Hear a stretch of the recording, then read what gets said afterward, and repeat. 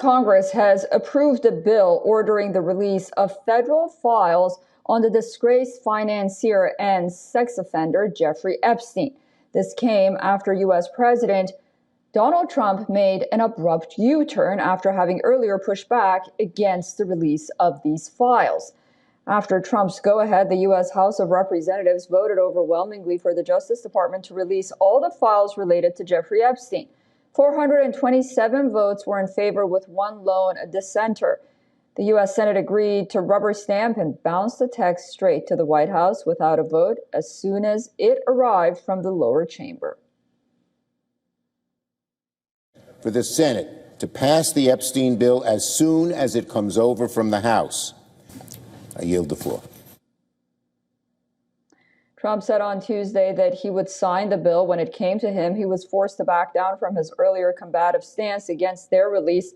This is reportedly because of overwhelming pressure from the public. A recent Reuters Ipsos poll shows that Trump's approval rating has fallen to 38%. That's the lowest since his return to power. The poll also said that only 20% of Americans approved of his handling of the Epstein issue, including just 44% of Republicans.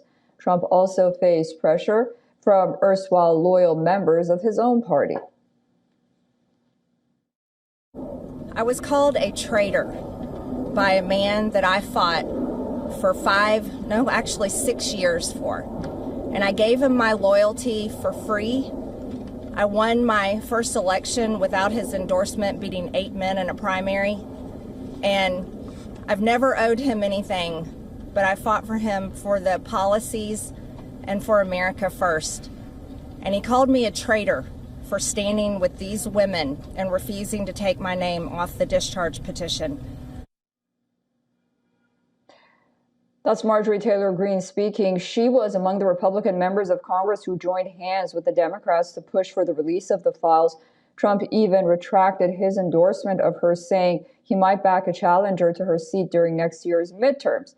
But in the end, Trump decided to tell all Republicans to vote for the release. However, Greene warned that the battle isn't over.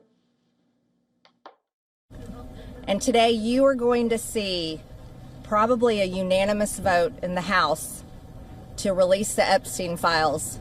But the real fight will happen after that. But the real test will be, will the Department of Justice release the files? Or will it all remain tied up in investigations?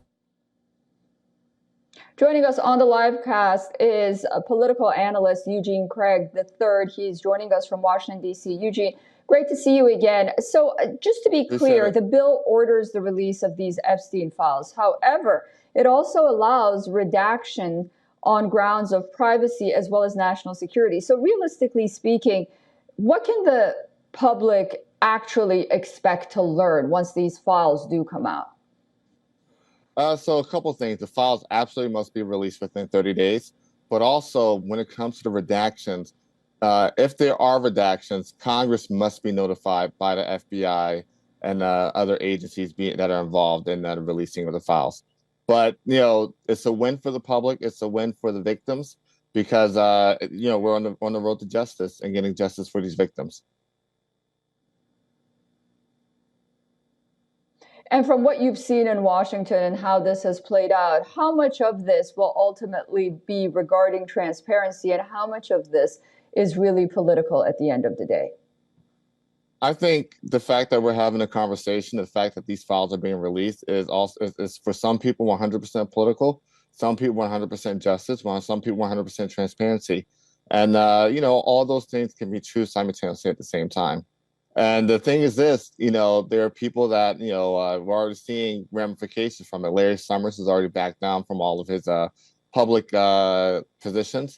Donald Trump's name has come up very prominently in the emails. We found out that Stacey Plaskett was texting Jeffrey Epstein in 2019.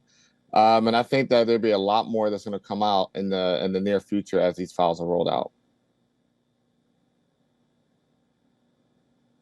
All right. Well, we'll be watching all of it. Eugene, great to talk to you. Thank you for joining us on Thank you. Appreciate it. Have a great one.